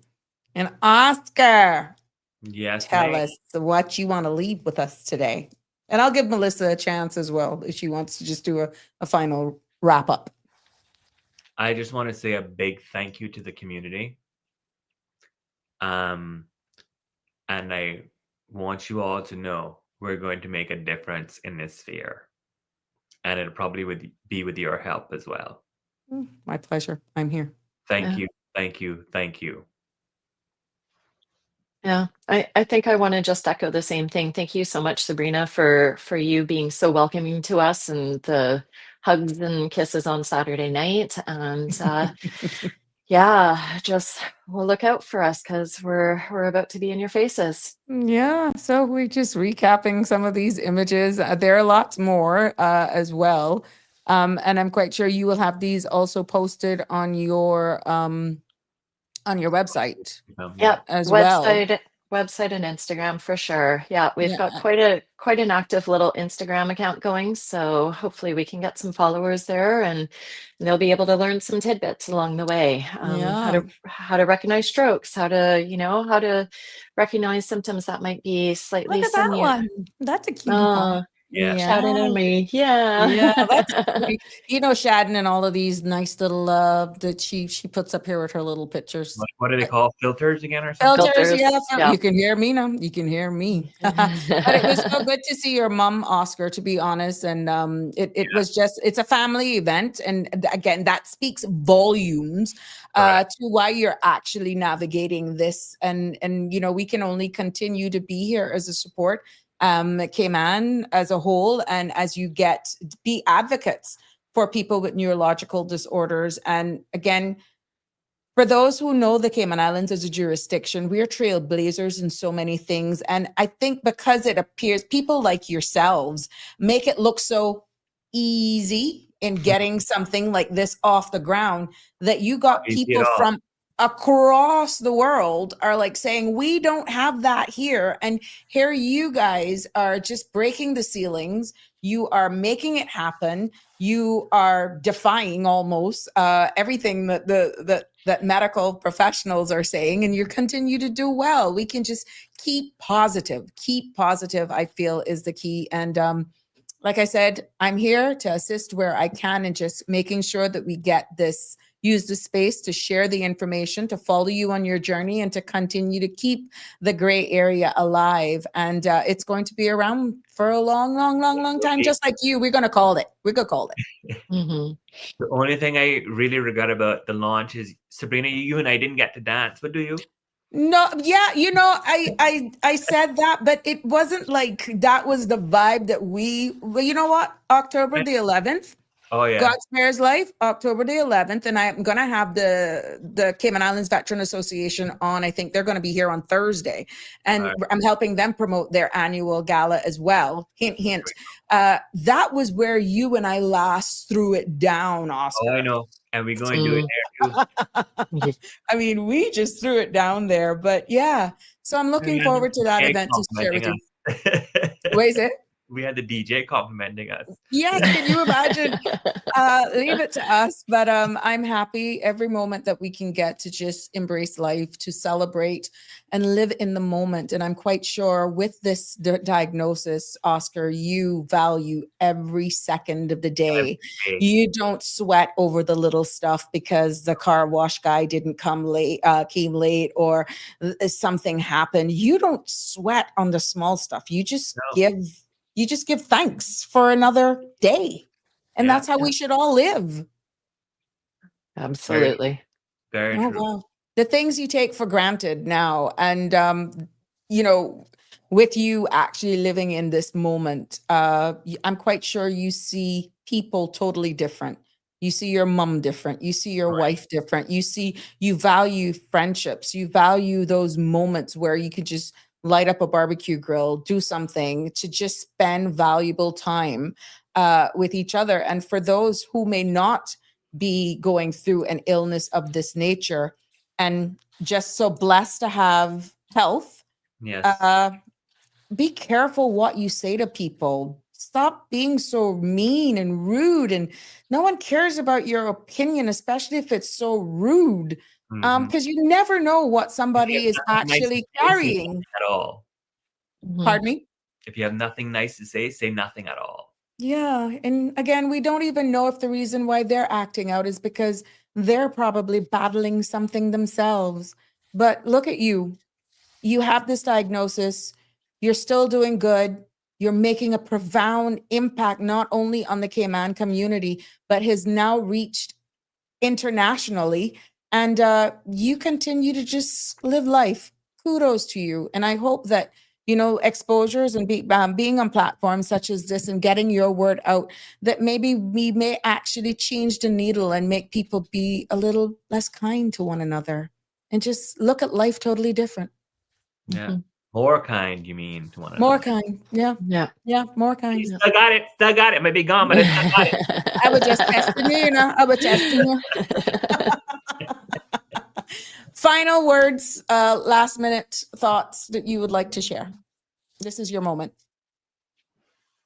I think I said it. Thank you. You're more than welcome. My final word is, Oscar, I love you. Oh, I love you too, my sweet. Oh, that's so sweet, the two of you. Let me tell you something. It is always a pleasure hosting two of you, and I'm looking forward to great things. Please keep me posted with all of the flyers and upcoming events so that I can definitely share it here on this space. God bless, and it's always a pleasure to have you here on Sabrina Speaks. Thank you. Okay, there we go. Enjoy the evening. Thanks.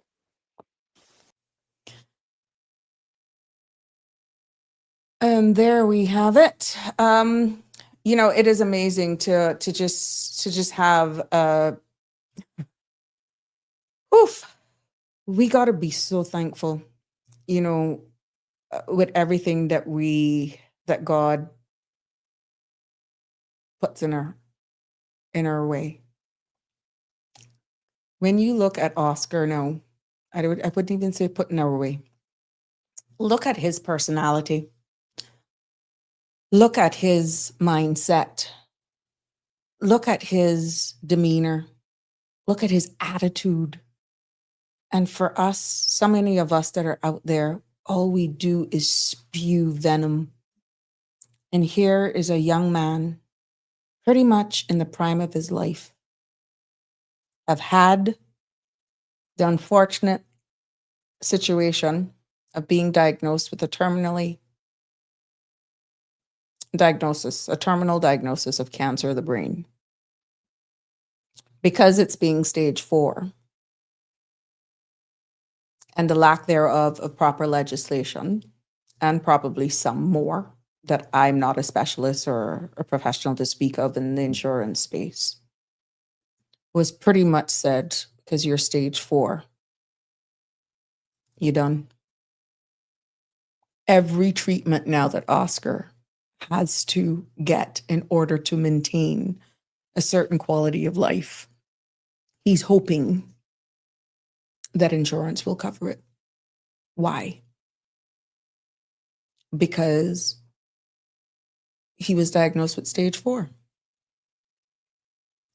Of this conversation today, that actually hit me the hardest because, and don't get me wrong, I can understand from the operational side of the insurance, having been a business owner myself.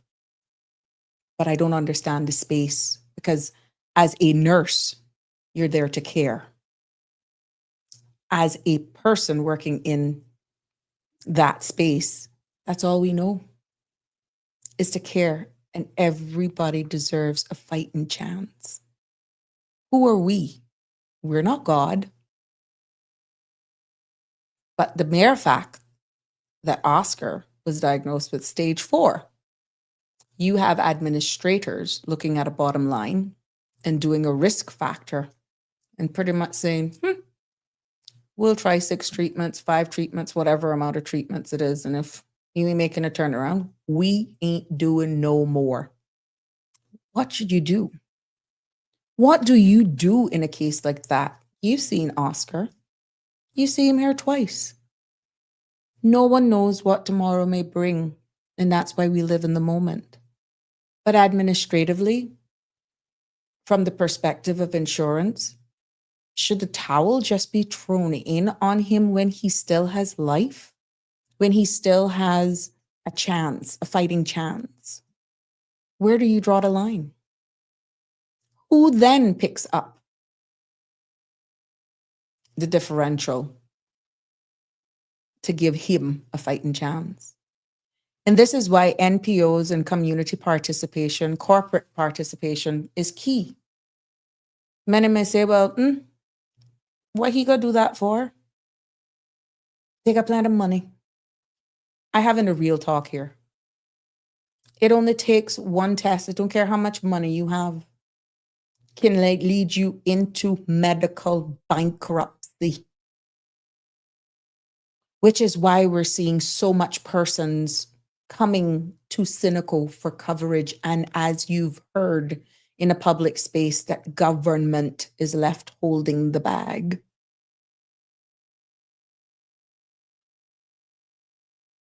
Medical bankruptcy. One medication alone sometimes can be within $1 million. within $1 million. You have premature babies pretty much, bottom line out, a premature baby. Once you hear there's a premature birth, straight off the bat, you can start at $1 million. You can have up to possibly $2 million babies. Everybody deserves a chance. And when you look at the work that Melissa and all of those persons who are a part of that board are doing to just be the voice, to advocate, to be agitators into something that you don't even think about until you are unfortunately diagnosed. And this is why NGOs, NPOs like the Gray Area needs your support. And I encourage you to follow them, look at it from a bigger sphere of things and not they should have money. No, because you don't know when you or when the next person will be diagnosed. And like I said, and a caller alluded to, it's not that you don't even have the premiums, they just don't want to actually insure individuals. I had a Nikki Brown here trying to navigate or speak insurance. I feel it's warranted for us to have professionals who know that industry come back. And I am publicly inviting you because this is actually, it makes you want to get angry. You literally, it angers you. Because you shouldn't be where you're actually thrown out to the curb because you're diagnosed with stage 4 and you see it yourself for yourself. You see for yourself what we're seeing here. But as you actually navigate life and you engage, you go into the supermarket or you see certain postings on social media, think twice. Because you don't know what somebody's going through. You don't know if they're on their last physio treatment that they have to pay out of pocket, or they're on their last pill that they're not sure whether or not they're going to have the funds for that life-saving medication. Worse, if you've had a transplant or received an organ for those anti-rejection pills. These are all things that people are living with on a daily basis. And we don't know what the weight that somebody is carrying. We don't know the environment that they're living in. And to those partners like Melissa, to all the caregivers out there, again, there's a space through NGOs like this that makes your voice heard, that you can exhale. We see the great work that Jasmine is doing. And there's so much other NGOs out there that people, when they see them out there jingling, asking for donations or selling raffle tickets, they just scoff at them. Or whether or not I win anything, to be honest, I consider it a donation. But I'm hoping that the Gray Area and hearing Oscar's story, we're getting updates from him and we see exactly the real challenges that he's experiencing, that would actually cause us to pause as a jurisdiction and look more into the industry instead of just leaving you or having an industry where they drop you and say, let the government take care of you. Because wholeheartedly, I know in that position, holding that position, it was one of the hardest things to do when a family member reaches out to you and says, what am I going to do? My insurance no longer provides assistance for me. Can you help me navigate Cynical? Bearing in mind, as the former Minister of Health, I was not responsible for Cynical. But what do you do? What do you do? You just help. You help. But I'm hoping that groups like this will actually get the ears of our policymakers and they can invite stakeholders to the table so that persons who are going through this can go through this with dignity, and the access to quality care is easier, and you're not worried whether or not you're going to be scoffed at or rejected just because. And I want to thank his caregivers. I know that for a fact, Oscar, because you mentioned them, and your medical professionals who are a tower of strength for you. And I know that you gave them praises over there at Health City Cayman Islands, and for everyone who has been instrumental leading up to this point. But I just want persons to think of that. When you're spewing negative vibes out there, you never know when you can be on the other end, laying in a hospital bed, looking up and fighting for your very own life. Think about all of that, because everyone deserves access to quality healthcare, and no one should be placed in that position. Because as I rightfully say, some people will look at you and don't know what you're shouldering. They don't know your personal finances. They don't know what they just don't know your personal business, and they just assume. They just assume. But you see, when it comes to health, one test can bankrupt some people. They may have sufficient funds right now to be able to buy their groceries, to keep the lights on, to keep the water on, to do a top up on their phone. But one diagnosis, one MRI, one medication can lead them where they're in a position where they cannot even take care of themselves. And that's the real talk that we're having here. And as a country, we really need to look at the industry and making sure that we can explore all legislations that lack the teeth. And I'm telling you, it cannot be done in one term. But the mere fact that you have advocates like this who are out here, who are living it every day, the wheels are turning, we're getting the heirs, and I am going to be an advocate for change as well, because we can do it together. Anne, hi. Yes, it's good to have you, Anne, with us. Melita, that is it. If you can't say something nice, close your gap. Yep, some of these messages I'm going through later. So Melita, why? Yeah, Melita, I'm quite sure you're asking why the insurance is stopped. Is because, as Oscar alluded to in his interview, because he was diagnosed with stage 4 cancer, and after, I think he said 4 or 5 treatments, that they didn't see much change. I stand to be corrected, that they pretty much write him off. And right now he's fighting because he's continuing to live a decent life. You can hear for yourself, you can see what's happening. And it's almost now his next treatment has gotten clearance, but he don't know what's going to become of the next chemo treatment. He's had radiation, a portion of the tumor from his brain has been removed, but he's still now trying to deal with chemo for other stuff. So Melita, pure wickedness, pay for it all your life, and that when you need it, then they're limited. Pure wickedness. And this is why I really feel I'm going to advocate for somebody to just come back on to try and explain this to us, Melita.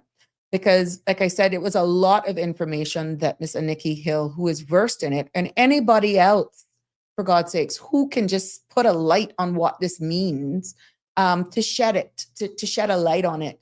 I welcome them in this space.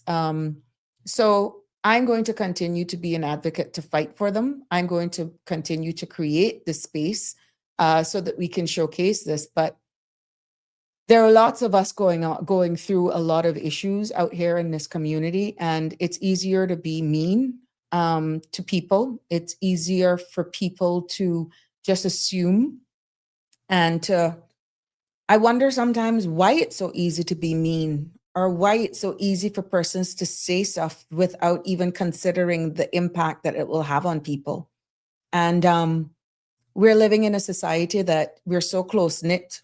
God forbid somebody dies, there's outpouring support with praying hands and rest his soul, and you're hearing all of these stories when they die. And you have them with you, and they're so mean.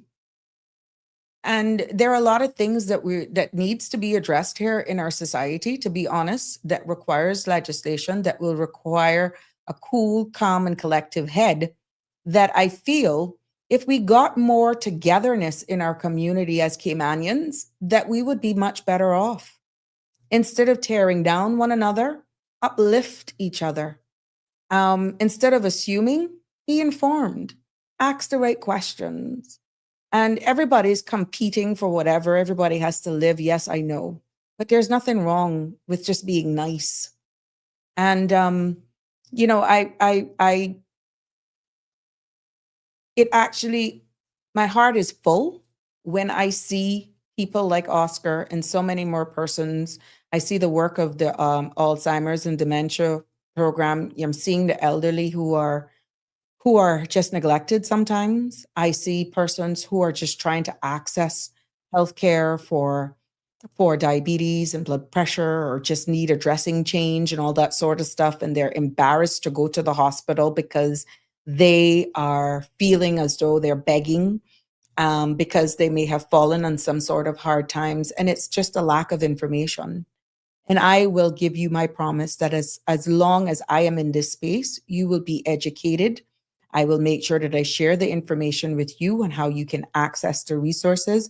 And I'm going to make sure that at the end of the day, that everyone has the opportunity to live with dignity in their own home. And especially when it comes to public health, the awareness and accessing healthcare, I'm going to make sure that this space actually do that we educate, we inform, we help you navigate the space, because at the end of the day, there is millions of dollars that is given in public health. You hear what I say? Public health, which is free. Pre-screening, preventative healthcare, knowing your numbers with your high blood pressure, your cholesterol. And I'm not going to stop until I dissect true meaning of the STEP survey. I'm not going to stop until I dissect that, so that you'll know exactly what public health surveillance means to the Cayman Islands and what you're entitled to when it comes to accessing that, knowing your numbers from a public health perspective. Because many a times, a lot of you are out there suffering in silence and you just don't know your rights. You just don't know your rights when it comes to accessing healthcare. Now, whether or not the facilities or expansion is needed as we continue to balloon in population, yeah, improvements can be done, but we got a lot of good people working in the health industry that are out there willing to help. They're out there willing to help. They have access to a lot of resources. And I am telling you, need to know your rights. And I'm going to give you my promise. I'm going to make you know those rights. Good evening, caller. Welcome back. You're live. Good evening. It's me again. Yes, I ma'am. have one request. Yes, ma'am. Can you continue the show like this time? So No.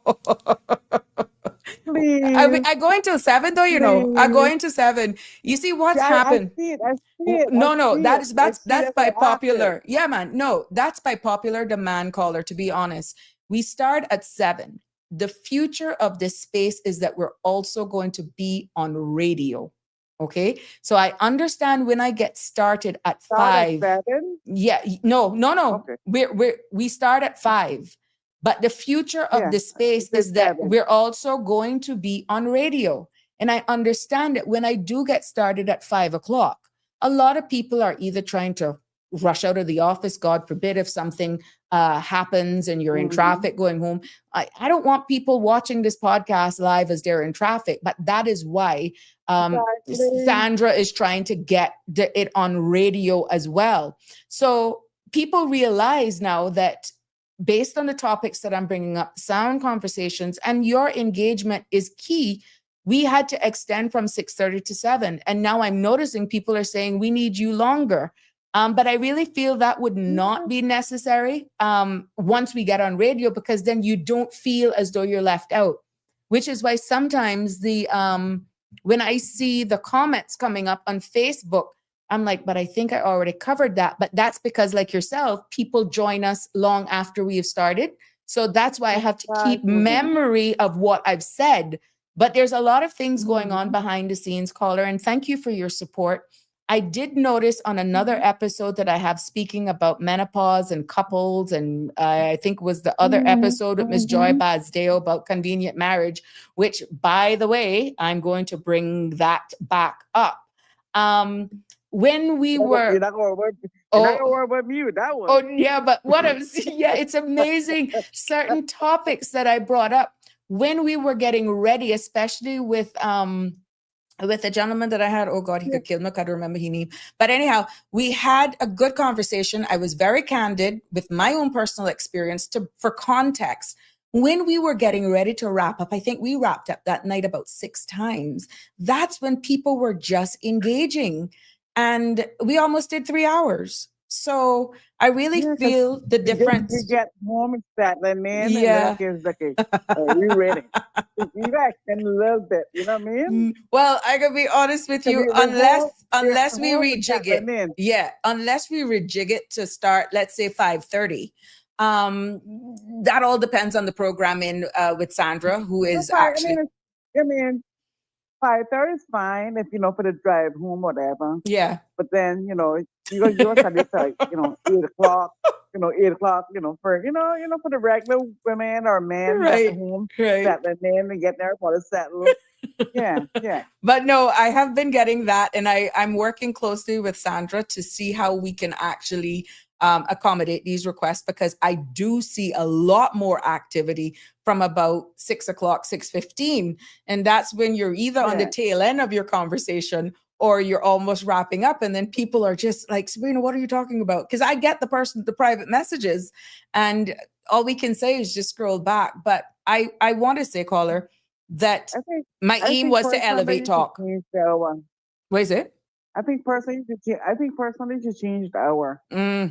So start at 6. I think 6. Yeah, I think so, because people who got home and at least not settling in, but at least settling in, they can they can turn on the phone or whatever, and they can start listening, and they can say okay, I caught up, I'm into it. You know what I mean? Yeah, because it's funny enough you said that, right? When I was speaking before Oscar and Melissa left, I looked at a message on my phone that the live stream came up, and this show at that time, about 20 minutes ago, had already had 1,500 views, which means people are tuning in at different times, and we're still live, which is why I don't pay the live numbers any attention, so to speak, which it does make a difference because you're engaging right now.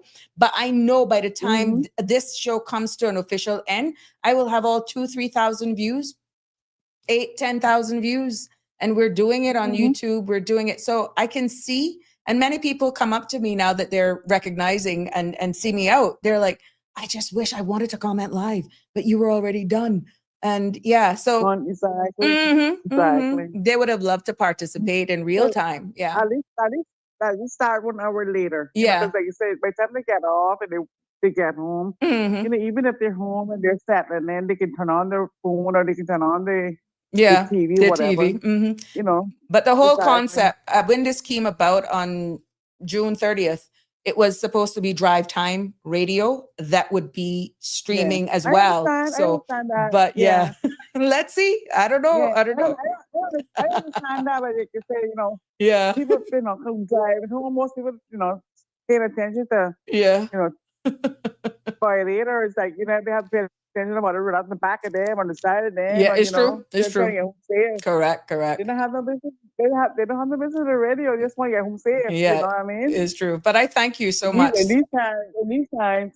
Yeah, this is encouraging. It's motivating as well for me, because I do a lot of research and make sure that I have sound topics. But really, it does make a lot of difference when persons like yourself call or comment, and it really it allows me to measure the quality of what I'm delivering. You've seen me call and I'm rushing up, I just wash my hair, done my hair on a Friday evening, wind down. Yeah. Like, okay, you start too early now. You've seen that, right? Like, Yes, okay, yes, I see. I was just doing my hair. Yep, Yeah. I see it. Everything. Anyhow, thank you All so right. much as Think usual. about it. Yes, You're ma'am. welcome. I Think about will. it. Take Okay, care. baby. Okay, bye. And there I go. Yeah. So, well, this is something that I'll talk with the executive about. And again, what's your take on it? Should I start at 6? Should you think we go 6 to 8? Definitely, we're not going to extend it to a 3-hour show. But I totally understand from the perspective, because I do notice it in the numbers. Yes, Miss Shelma, final call for today. Okay, listen, how much hours ahead England is ahead of us, 5 or 6? 6. Okay, well, Miss Lucille gonna be wet at the start 6 because Yes, I saw something from her. she is a regular caller because some For evening true. she told me I had a drink myself, she said, and I never catch Sabrina. So Yeah. I think how it's been is good. I think how it's been is good. They listen to the radio or they put their phone on the thing. They don't have to be watching it as they're driving. There we go. She is number 1 on you and number 1 on Sandra. It's true. And I'm gonna be number 2 on the 2. It's true. She's CNN. What I had Miss Newman. Miss Newman was CNN number 1. One was CNN number 2, and our number 3. Yeah. Yeah, Miss Rose and Miss Lucille, they're big supporters. Yeah. Yeah, but listen, one little more thing I want to say. Go ahead. I was saying, yeah, them insurance, Sabrina, because like I say, I know people, 2 people, a wife and a husband that had stage 4. When people hear stage 4 cancer, they think that you're on your last. But like I say, God in control, and God can do miracles. I know a wife and a husband that both of them were diagnosed stage 4, and now they've been cancer-free for 8 years. So this is what I'm telling you, them insurance took it. And if they don't want, like that girl say, you pay all of this time and nothing, not wasn't do you? And now that you can't, and like I say, they can't think because you're diagnosed with stage 4 that you're going to die. And if they don't want, and I guess the people are trying to take out no big, like say, life insurance, that if you're dead, they're going to have to pay a whole heap of money. At least be able to cover, like you said, because medical can be, and especially for them treatment, because I know, at least, and then he going to be paying. Yeah. So they still getting money from him and at least cover his medical expense. Give him a chance to survive. Right. But this is what I tell you, the crooked, because it's done the same thing with the house. Look at the money that we pay in from manufacturer, from Mr. Haig days. How long Mr. Haig been dead? And we've been paying that, and then after Cayman first take it, one little mistake, and they're going to make up all that money that we were paying them for house insurance. So this is what I tell you, they're crooks. As if anything happened now, God forbid to this, I don't have nothing insured, and I want my wear contents were insured. They pay me for the wearing big thing of toilet paper that I had that get what up, my hamper, everything, the contents in the house, and we get, but I tell you, they are crooks. And then, like I say, I agree. I don't agree with that because the man was paying all along, and like I said, not because he got stage 4 that he can't make it, because God is in control and he can make it and live. So when God ready for him, at least do it. And then that's the thing. They say about money. Money can't save you, but yes, money can save you sometime if you have it. Because I know plenty of people that were sick and same thing, and you know, they got to have insurance, because I've been seeing you going to facilities and you down there, and first thing they over you with clipboard and all this, want to find out what type of insurance you got and who going to be paying, so they don't want to tend to you for nothing. If you can't pay. So this is why it's good. And that's why I tell people, I say, I wouldn't like to be rich like some of the people that got it, because I understand what Mr. Linton is telling me. Some people are greedy. The more they get, the more they want. Because we had asked him one time what feels to be rich. And he said, it's like eating Cracker Jack. The more you eat, the more you want. But I said, at least I would like to be in a position that if I need something, I could meet my needs. Right. You understand? And yes, money can save you sometimes, because I see a lot of people die because they could be cured or whatever with what they got, but because they're not having no money to pay insurance and stuff, they can't get the treatment. So yes, it's good to have it. Yeah. Thank you so much. Leave us there. And do have it. Leave us there this evening, Michelle. Mom. Thank you so much. God bless. Ma'am. Yes, ma'am. All right. He said, for that he gonna die, and he not gonna die. I tell you, God gonna bless him. He covered. He gonna make it. Yep, we can just keep positive energy out there in this in the world. Yep, we wish him all the best. Thank you so much. And he keep praying. I tell you, God, he can come right out of that in a flash. Thank you. Oh, gotta love Michelle. Well, you know, this brings us to the end of Sabrina Speaks. And I thought it was only fitting to do this. Miss Geely is such a sweet lady, his mom. But I want to leave you with this evening. Advocacy begins with awareness, but it doesn't end there. And, you know, I want to, again, this show was dedicated to Oscar and Melissa. And they didn't just share their story, not once, but twice here. They built a platform so that others can be seen, supported, and definitely strengthened. And their NPO, the Gray Area, you will hear more about this, is more than just a name. It is a space where uncertainty meets courage, where diagnosis meets dignity, and where silence is replaced by solidarity. And if you're moved by everything that you've heard here this evening, don't let it stop at empathy.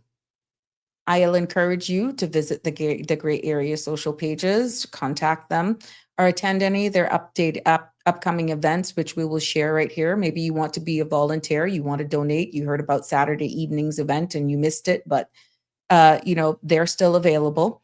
Or simply just share this episode with someone who needs to hear it, who could be inspired, who may be going through some challenges of their own.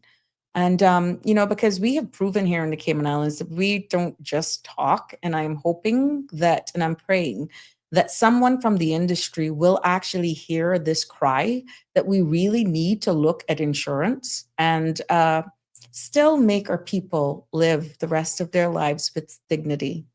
And when we do, because of us having that spirit, we remind each other that no one has to walk alone.